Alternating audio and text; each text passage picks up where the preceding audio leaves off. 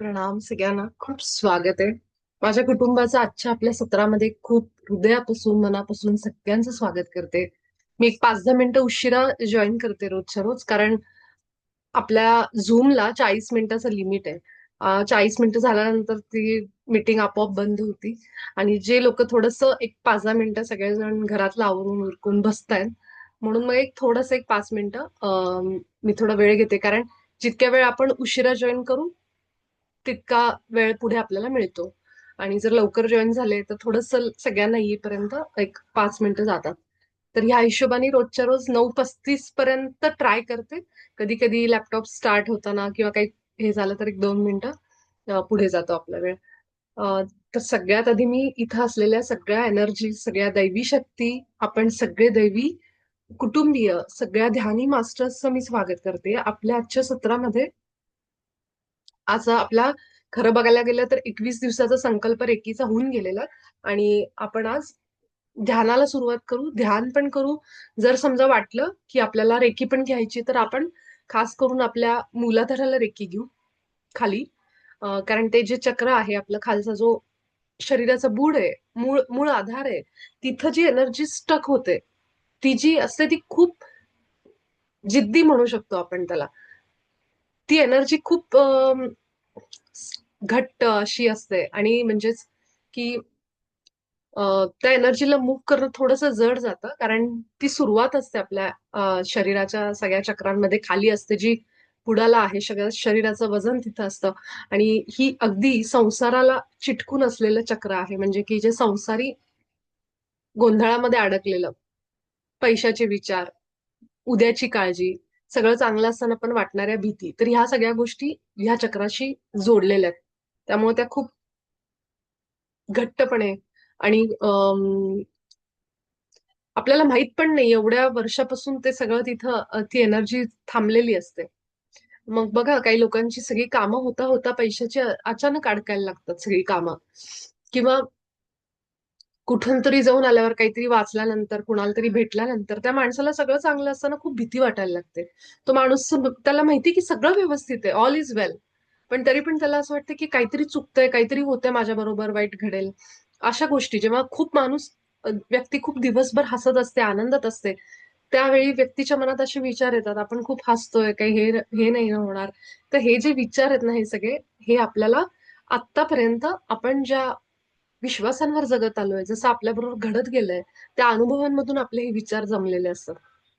इथून पुढे आपण जगताना, जेव्हा आपण आता ध्यानामध्ये आलोय, जेव्हा आपण लुईस हे सारख्या एखाद्या व्यक्तीचे आपण जेव्हा रोजच्या रोज सकारात्मक वाक्य ऐकतोय, ज्याला आपण इंग्लिशमध्ये अफर्मेशन म्हणतो, तेव्हा तिने सांगितलंय की आता तुम्हाला जर काही बदलायचं असेल स्वतःमध्ये, तर आतापर्यंतच्या विश्वास प्रणाली मोडा.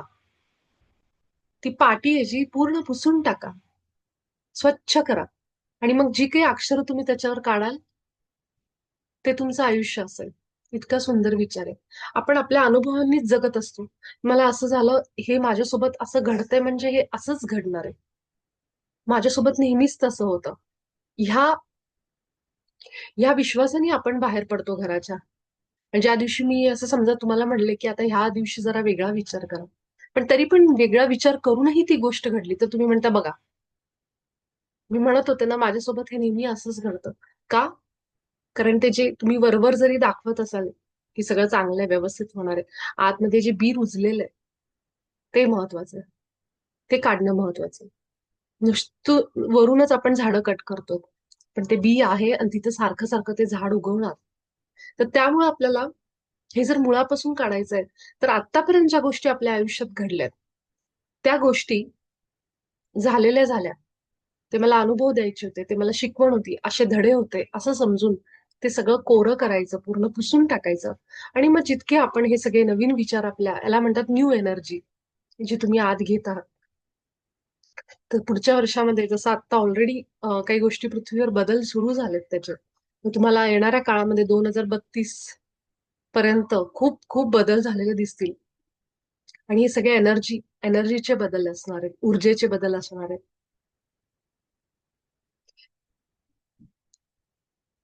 तर महावतर बाबाजींच्या न- जो तुम्ही आज ऐकलं असेल सुनीता त्यांचं, एकदा पुन्हा एकदा ऐका की त्यांनी जे सांगितलंय त्याच्यामध्ये. त्यांनी ऑडिओमध्ये ते दिलेलं आहे, युट्यूबवर ऑडिओ टाकलाय त्यांनी. आणि ज्या मॅडमचा त्यांचा अनुभव आहे त्याच्यामध्ये त्यांनी काहीतरी त्यांना करायला सांगितलं होतं, त्या पद्धतीने त्यांनी त्या क्रिया केल्या आणि मग त्यांना अनुभव आले. आता आपण अनेक जन्म आपल्या गुरूंची साधना करून आपण आता त्याच्या पुढे आलोय. म्हणून म्हणून ज्या गोष्टी आपण जेव्हा ऐकतो, त्यातला सगळाच पाठ घ्यायची गरज नाही. हे ऐकायचं कशासाठी? की अनुभव कसे येऊ शकतात. ज्या लोकांना वाटतं की माझ्या आयुष्यात काही घडणार नाही, त्यांच्या आयुष्यात पण काहीतरी घडायला लागतं. हे समजण्यासाठी आपण अनुभव ऐकायचे. जसं मी म्हणलं की कथा किंवा अनुभव. पण प्रत्येक गोष्ट त्यांनी जे केलं तेच मी केलं तर मला यश मिळेल, हे असं भाव ठेवायचा नाही. म्हणून मी म्हणलं की त्यांचं ते कर्म आहे. त्यांना ते सांगितलं गेलं की तुम्ही ह्या गोष्टी करा, कृती करा. पण आपण सगळेजण ऑलरेडी आपण आता ध्यानात आलोय. आपण आता साधनेमध्ये आलोय. जो आपला मार्ग आहे, ज्या मार्गावर आपण चालतोय साधनेच्या, ध्यानाच्या, त्याच्यावर विश्वास ठेवायचा. कदाचित माझ्या मैत्रिणीला कुणीतरी सांगितले असेल की तू 4 गुरुवार उपवास कर, तू ही पोथी वाच, तू ते नाम घे, तू ते कर, तू हे कर. तो तिचा प्रवास आहे. तिला सांगितलं गेलंय कारण कुठंतरी अजूनही ती त्या कर्मबंधनांमध्ये आहे, ज्या देवतेचं तिला सांगितलंय, ज्या गुरूंचं तिला सांगितलंय. मग ती जी साधना करते, ती उपासना जी करते, तीच मी केली तर मलाही यश मिळेल, असा असा आपण कुठेही विचार मनात आणू नका. कारण प्रत्येकाचा जर्नी वेगळा आहे, प्रवास वेगळा आहे. प्रत्येकाची अनेक जन्मांची कर्म वेगळी आहेत. तिचं कर्म वेगळं आहे. तिच्याकडनं मागच्या जन्मात अनेक गोष्टी घडल्या असतील. माझी कर्म वेगळी आहेत. त्याप्रमाणे आपल्याला सोल्युशन, उत्तरं पण वेगळी आहेत. ज्या अर्थी आपण सगळेजण या साधनेमध्ये भेटलो, त्या अर्थी आपण आता विश्वास ठेवायचा की माझ्या गुरूंनी माझ्या सर्वोच्च हितासाठी मला ध्यान दिलंय, मला रेकी दिली. आता ह्याच्यावर काही नाही. This is the end of my journey. इथं आल्यानंतर माझा प्रवास संपतो. म्हणजे हा वेगळा प्रवास सुरू होतो ती गोष्ट वेगळी. पण इ- खूप काय म्हणू शकतो आपण, उत्तरं शोधत की कुठे जाऊ, काय करू, कुणाचं करू, काय करू, कुठली उपासना करू, हे करू का, ते करू का, हे सगळी धावपळ धावपळ धावपळ थांबते. कारण तुम्ही बघा, जी लोक आजही उपासना करतायत, ज्यांना सांगितलं जातात तुम्ही हे करा, ते करा, ते करा, ते सगळं संपेल एक दिवशी. आणि मग त्या लोकांना शेवटचा जो रस्ता असेल, तो आत जाण्याचा असेल, अंतर्मुख होण्याचा असेल. त्या रस्त्यावर आल्याशिवाय, आत गेल्याशिवाय त्यांना पुढेच जाता येणार नाही. त्यामुळे आपण सगळेजण त्या रस्त्यावर ऑलरेडी चालून, पडून, धडपडून, पळत, उठत आपण सगळं करून आलो. आणि आता आपण स्थिर झालोय आपल्या ध्यानामध्ये, आपल्या आतमध्ये. तर हे अनुभव जेव्हा आपण ऐकतो तेव्हा आपण काय ऐकायचं की कशा पद्धतीने स्वामी असतील, महावतर बाबाजी असतील, मदत करतात. कशा पद्धतीने एंजल्स आपल्या आजूबाजूला आहेत सतत. ह्या गोष्टी आपण ऐकायच्या. आणि त्यांचे भाव काय आहेत बोलताना. पण कुठेही कंपॅरिझन नको. अरेच्या त्यांनी 4 शुक्रवार केले, अरेच्या त्यांना हा अनुभव आला, अरे त्यांना हे झालं, मग मला पण होईल. हे कंपॅरिझन, ही तुलना करायची नाही. कारण प्रवास वेगळा आहे. म्हणजे आपण पोहोचणार एकाच गावाला आहे, पण सगळ्यांचे रस्ते वेगळे आहेत. कुणी या मार्गे जाईल, कुणी त्या मार्गे जाईल, कुणी बायपास रोडने जाईल, असं सगळ्यांचं वेगवेगळे वाहनं वेगळी आहेत. कुणी एसटीने जाईल, कुणी रेल्वेने जाईल, कुणी विमानाने जाईल. ही वाहनं म्हणजे काय, तर साधनं. मग साधनं म्हणजे काय, कुणी नाम मार्गाने जाईल, कुणी भक्ती मार्गाने जाईल, कुणी ध्यान मार्गाने जाईल, अशा पद्धतीने. तर हेच लक्षात ठेवायचं कधीही जेव्हा आपण एखादा पॉडकास्ट ऐकतो, तर कुठेही त्या माणसाशी जो समोर बसलाय, मी पण त्याच्यासारखंच करते म्हणजे माझं पण आयुष्यामध्ये सेम तसंच होईल. मलाही स्वामी भेटतील, मलाही महाअवतार बाबाजी भेटतील. ही तुलना करायची नाही. कारण अम, समजून घ्यायचं, ज्यावेळेस मला ते तसं केल्यावर ते भेटतील, हे जेव्हा मी वाक्य म्हणते, त्यावेळेस मी मला आणि महावतार बाबाजींना वेगळं समजते. ठीक आहे. हा भेदच आपल्याला मिटवायचा आहे. महावतार बाबाजी माझ्या आतच आहेत. मी डोळे मिटते, जे बाबाजींनी स्वतः पुस्तकात सांगितलंय. कुणाला भेटायचंय तुम्हाला? विष्णूला भेटायचंय, महेशाला भेटायचंय, गणपती बाप्पांना भेटायचंय, कुणाला भेटायचंय? मला या देवाला भेटायचंय. मग कुठे शोधत फिरणार तुम्ही? तुमच्या शहराच्या एंड पर्यंत प्रवास करणार की दिवसभर तुम्ही रेल्वेनी एसटीनी कुठे फिरणार? कुठे शोधणार? तर महावतार बाबाजींनी सोपं सोल्युशन त्याच्यावर सांगितलंय. डोळे मिटा, हृदयावर श्वास घ्यायला लागा, तुमच्या हार्टवर जा, हृदय चक्रावर जा, त्या देवतेची मूर्ती डोळ्यासमोर आणा, तुमच्या हृदयात त्यांना हाक मारा. ते त्या क्षणाला तिथे प्रकट होतात. कारण जर गाडी घेऊन बाहेर पडलात, आता मी जाऊन भगवान विष्णू कुठे आहेत बघतो आणि त्यांना जाऊन भेटतो प्रत्यक्ष, तर आपल्याला कधीच तसं मिळणार नाही. फार तर फार देवळात जाऊन आपण मूर्त्या बघून येऊ. पण खरी जी त्यांची ऊर्जा आहे, एनर्जी आहे, खरं जर त्यांचं अस्तित्व आहे, त्यांची चेतना आहे, ती आपल्या आतमध्ये आपण बसल्या बसल्या ठिकाणी ते सगळं अनुभवू शकतो. हे साक्षात महावतार बाबाजींनी सोप्या पद्धतीने सांगितलंय की एव्हरीथिंग इज युनिफाईड. त्यांनी त्याला नाव दिलं युनिफाईड. त्या फील्डला, ती जी कलेक्टिव्ह सामूहिक चेतना आहे त्या फील्डला बाबाजींनी युनिफाईड असं म्हणलंय, म्हणजे एकीकृत. सगळं एकीकृत आहे, एकच आहे असं बाबाजींनी त्यांच्या पुस्तकात, म्हणून त्यांच्या पुस्तकाचं नावच आहे युनिफाईड. जे गीतेमध्ये पण सांगितलंय, वेगवेगळ्या पद्धतीने सांगितलं गेलंय, त्याची भाषा वेगळी आहे पण सार तोच आहे की एकच तत्व, एकच आत्मा, परम चैतन्य. फक्त त्याचे विभाजन करून वेगवेगळ्या शरीर रूपांमध्ये, स्त्री पुरुष ह्या सगळ्यांमध्ये हे विभाजन झालेलं आहे. म्हणून जेव्हा कधी आपल्याला असं वाटतं की मला माझ्या गुरूंना फील करायचं, त्यांचा अनुभव घ्यायचा आहे, जे कोणते गुरु असतील, डोळे बंद करायचे, हृदयावर जायचं.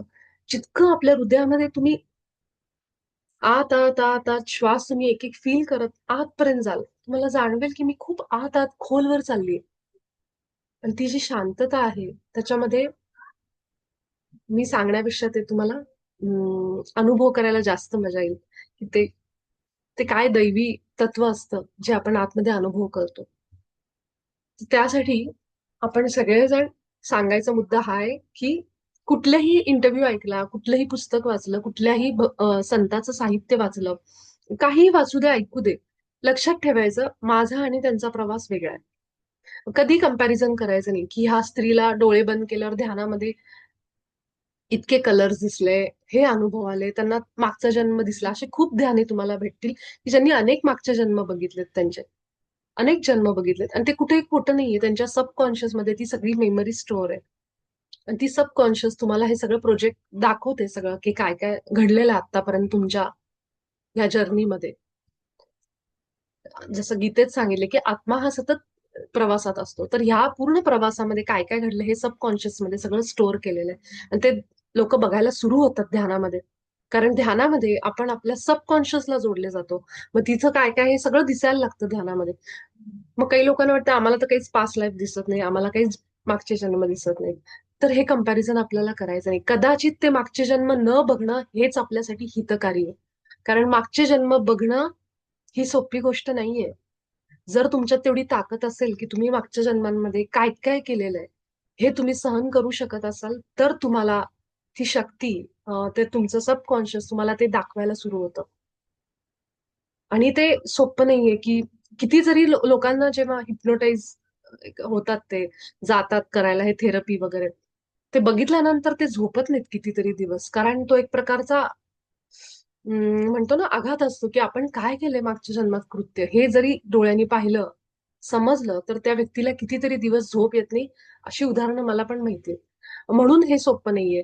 तर त्यामुळं आपण जेव्हा तयार असतो, पूर्ण तेवढे स्ट्रॉंग असतो, स्ट्रेंथ असते आपल्यामध्ये, तेव्हाच आपल्याला ते दिसलेले बरं आहे. नाहीतर आपलं जर आपण कमकुवत असू, तर आपण बघितल्यानंतर त्याचा वेगळा पण परिणाम होऊ शकतो. आणि त्यासाठी आपल्याला डिव्हिनिटी, डिवाइन पॉवर्स, एनर्जी आपल्याला प्रोटेक्शन देतात की जे दाखवायचंय तेच दाखवतात. जितकं तुम्हाला दृश्य दिसलं पाहिजे ध्यानात तितकंच दिसेल.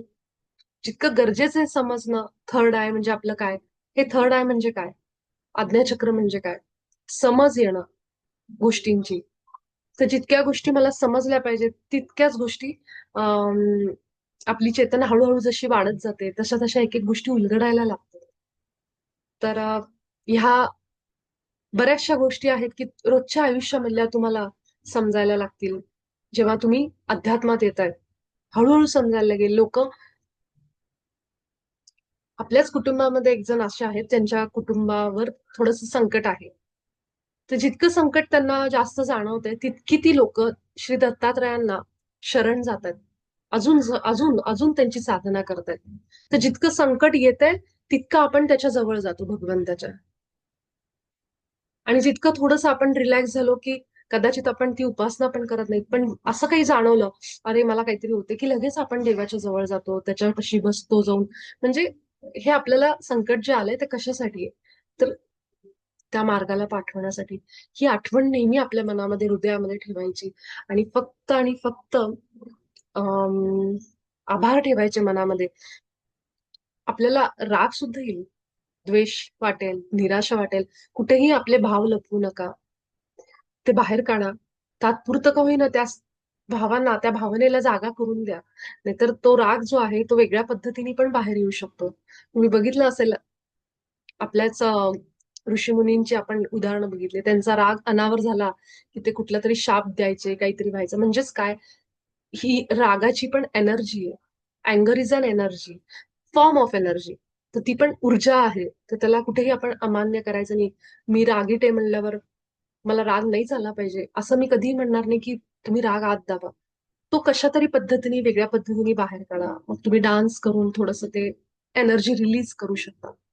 ती एनर्जी वेगवेगळ्या फॉर्म मध्ये बाहेर यायला पाहिजे. तुम्हाला जर काही आवडत असेल, एखादा छंद असेल तर त्या पद्धतीने बाहेर आली पाहिजे. त्या रागाचं सुद्धा रूपांतर आपण कशात करायचं हे गरजेचं आहे. चार लोकांनी समजा एखाद्या मुलीला तू अभ्यासात काहीच नाहीयेस, तुला काहीच करता येत नाही, असं तसं बोललं असेल, त्या मुलीला जो राग येतो, समजा मुलगी असेल, मुलगा असेल, त्या रागामध्ये ती जर मुलगी वाईट संगतीमध्ये गेली, तो मुलगा, तर आयुष्याचं त्याचं सगळं खराब होऊन जाईल. पण त्या जागी राग धरला मनामध्ये आणि मी ह्यावर्षी करून दाखवणारच, अभ्यास करून आणि चांगले मार्क्स, त्या पद्धतीने त्या रागाचं रूपांतर चांगल्या मार्क्स मध्ये झालं, तर तो एनर्जीचा एक फॉर्म झाला. त्यांनी रागाचं सगळं तिकडं कष्ट केले आणि चांगल्या मार्काने पास होऊन दाखवलं. तर त्यामुळं ती एनर्जी आपल्याकडे आहे. राग, द्वेष, निराशा, त्याला कसं आपण मोल्ड करायचं, त्याला कसं चॅनलाइज करायचं हे आपल्यावर आहे. तर हळूहळू ही कला आपण शिकतो ध्यानातून, कारण ध्यानातून आपल्या सगळ्यांमध्ये संयम येतो. अशी एकही इथं व्यक्ती नसेल की ज्यांच्यामध्ये ध्यान सुरू केल्यापासून इतकाही बदल झाला नाही. मी ते मान्यच करत नाही. पूर्ण परफेक्ट आपण कोणीच नाही, म्हणजे म्हणतो ना की ह्या दुनियेत बसणारे नाहीयेत. खरं तर आपण ऑलरेडी सगळे परिपूर्ण आहोत. पण आपल्याला वाटते की मला हे आहे, माझ्यात ते दोष आहेत किंवा लोक सांगतात त्यामुळं. पण ध्यानामुळं आपल्या सगळ्यांच्या मध्ये बदल झालेत, की याची मला खात्री की आधी जशी आपण रिॲक्ट व्हायचो, आधी आपण ज्या गोष्टी करायचो त्या खूप पटींनी कमी झाल्यात. हे सगळ्यांनी बघा की काय काय माझे बदल झालेले माझ्यामध्ये. आणि हेच आहे परिवर्तन. हे एका दिवसात होणार नाही. आज मी ध्यानाला बसले, 2 दिवस केला, असं नाहीये. हा प्रवास आपला वर्षानुवर्ष साधना करणाऱ्या लोकांमध्ये हे बदल होतात. तसं आपल्याला आता जाणवायला लागलंय सगळ्यांना. सगळ्यांचे जेव्हा मेसेजेस येतात तेव्हा मला लगेच ते वाचल्यावर कळतं कुणाच्या मनात काय आहे, कोण कसं. काही जण बोलत नाहीत, पण काही जणांचे जे येतात त्याच्यावरून मी सगळ्यांचं सांगू शकते की सगळ्यांमध्ये बदल होतोय. ठीक आहे. तर आपली रेकी पण सुरू ठेवा. रेकी एनर्जी रोजच्या रोज घ्या. थोड्या वेळ नुसतं एका कुठल्याही चक्राला तुम्ही रेकी द्या. सगळ्या चक्रांना नाही जमलं, पण किमान 15 मिनिटं तरी रेकी तुम्ही घेऊन बसा. आणि आपण सगळेजण ध्यानासाठी आपण सगळे तयार होऊ. ध्यानासाठी आपण सगळे डोळे मिटून, जिथं कुठं आपण बसलोय ज्या जागेवर, तिथं आपण ध्यानस्थ अवस्थेमध्ये पाठीला आराम घेऊन एक मोठा श्वास घेऊन आपण वर्तमानामध्ये येऊ. आपल्या नाकावाटे मोठा श्वास घेत तोंडाने हळूहळू बाहेर काढत स्वतःला आधी पूर्ण रिलॅक्स करा. जितका हळूवार श्वास आत जाईल आणि जितका हळू तो बाहेर जाईल, तितका आपल्याला दीर्घ श्वासाचा परिणाम चांगला जाणवेल. त्यामुळे कुठलीही घाई न करता आरामात आपल्या वेळेनुसार श्वास घ्या. दिवसभरामध्ये आठवण ठेवा की मला आज दीर्घ श्वास घ्यायचेत, आठवणीने घ्यायचेत. कुठेतरी लिहून ठेवा दीर्घ श्वास, डीप ब्रीदिंग. अधूनमधून आपलं लक्ष गेलं पाहिजे, कारण आपण आपल्या दिवसभराच्या कामांमध्ये विसरून जातो की मी श्वास घेतेय की नाही. आज आपण पूर्ण वेळ ध्यानामध्ये असणार आहोत. ध्यान म्हणजे काय? आपल्या मनामध्ये सुरू असणारे अनेक विचार, त्यांना हळूहळू जागा करून देतोय आपण, की तुम्ही माझ्या मनात आहात, माझं लक्ष आहे. आणि हळूहळू तुम्ही निघून जा आणि शून्य होऊन जा. आणि त्यासाठी आपल्याला श्वास मदत करतायत. आपले श्वास फील करा, केवळ आत येणारा आणि बाहेर जाणारा. फक्त अनुभव करा. आपल्या पोटामध्ये, छातीमध्ये, जिथं कुठं श्वासांचा स्पर्श जाणवतोय,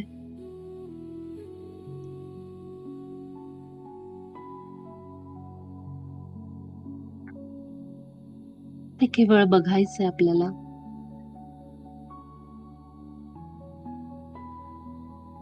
आपल्या सगळ्यांचा आभा मंडळ आपण स्वच्छ करून लॉक करू. एक मोठा श्वास आपल्या छातीवर घेत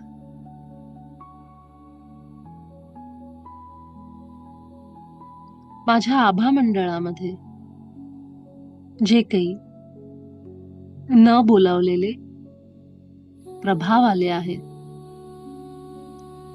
त्या सगळ्यांना मी आग्रह करते, तुम्ही तुमच्या आदर्श स्थानी जा. माझ्या उच्च आत्म्याला मी आग्रह करते, या सर्व न बोलावलेल्या प्रभावांना त्यांच्या आदर्श स्थानी घेऊन जा. आणि आता माझा आभा मंडळ माझ्या उच्च आत्म्या व्यतिरिक्त इतर सगळ्यांसाठी मी बंद करते. मी माझी आभा बंद करते.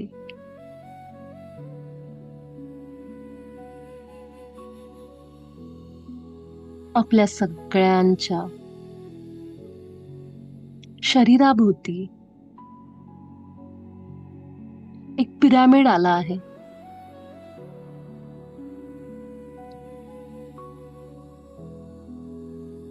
जो आपल्याला अनेक पटींनी वैश्विक शक्ती मिळवून देतोय.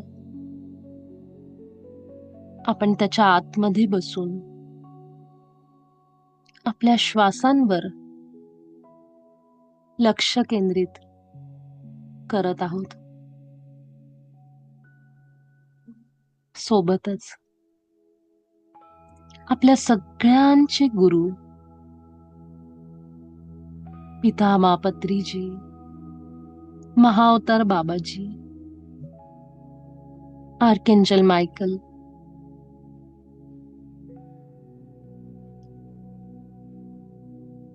माता पार्वती आपल्या सोबत या सत्रामध्ये आहेत. सूक्ष्म रूपाने ब्रह्मांडातील सर्व दिव्य शक्ती आपल्या सोबत आहेत. काही न करता केवळ आपल्या येणाऱ्या आणि जाणाऱ्या श्वासांवर लक्ष देऊन राहा. आपल्या छातीमध्ये होणारी हालचाल, नाकावाटे आत बाहेर करणारा गरम गार श्वास, हे सगळं अनुभवा.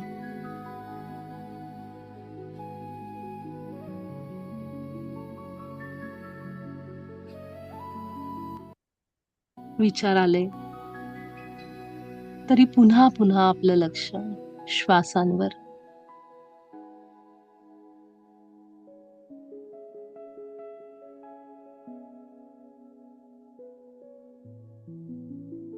आपल्या या वेळेचा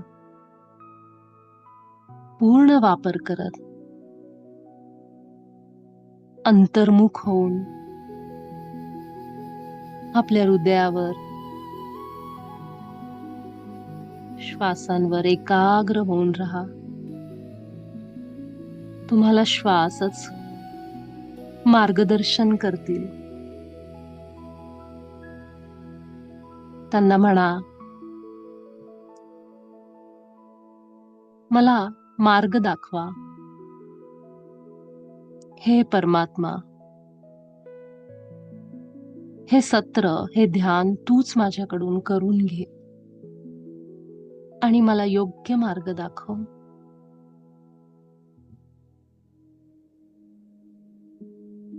ह्याच अवस्थेमध्ये आपण एकरूप होऊन, शांत आणि स्थिर होऊन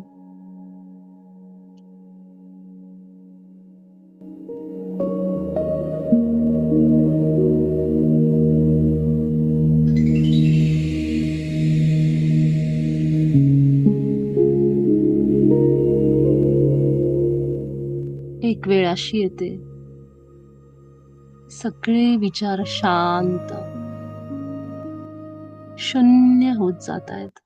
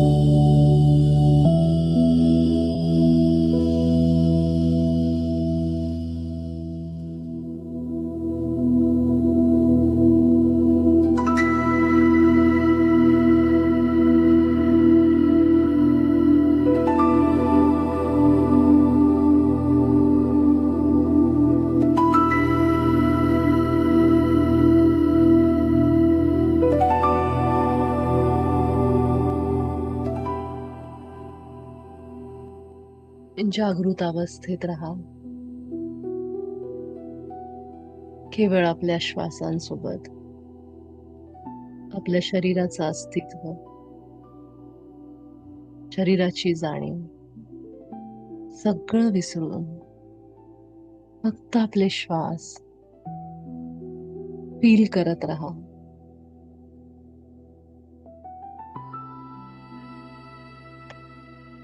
ही आतली शांती श्वास आपल्याला देत आहेत.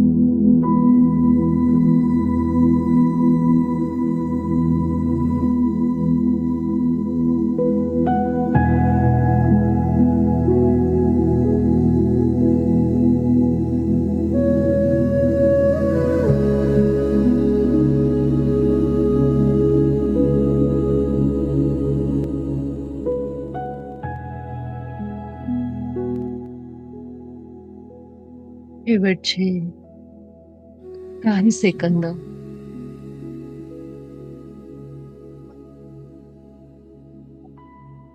हळूहळू आपल्या वेळेनुसार आपले दोन्ही हात आपल्या डोळ्यांवर